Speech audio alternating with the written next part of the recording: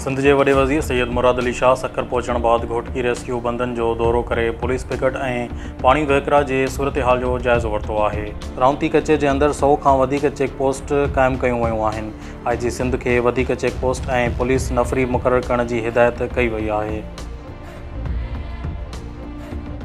विछा में मासूमनि सां मनसूब बाह जो तारीख़ी मातम कयो वियो। सवे मोमिननि या हुसैन जी सदाउनि सां पेरें उघाड़े टांडनि तां गुज़री मातम कयो। पिरालो पुलिस जूं शहरनि सां ॾाढियूं वधी वयूं। बदमस्त पुलिस एहलकार साफ़ी सां बदकलामी नाजाइज़ियूं धमकियूं। साफ़ियुनि जो एहतजाज SP खैरपुर खां नोटिस वठी बदमस्त पुलिस एहलकार खे पिरालो मां हटाइण जो मुतालबो कयो वियो। अकबाऊ दरगाह खां ईंदे ठुलवासी पांधीड़नि सां रोड हादसो पेश आयो। हिक ई ख़ानदान जा 3 भाती फ़ौत थी विया आहिनि, केतिरा ई ज़ख़्मी थी पिया आहिनि। विछा जे नगरी में योम आशूर जो सभ खां वॾो मातमी जुलूस करबला मौला इमाम बारगाह तां बरामद करे दरगाह हज़रत शाह अब्दुल लतीफ़ भिटाई रहमतुल्लाह अलैह जे नहर कयो वियो आहे।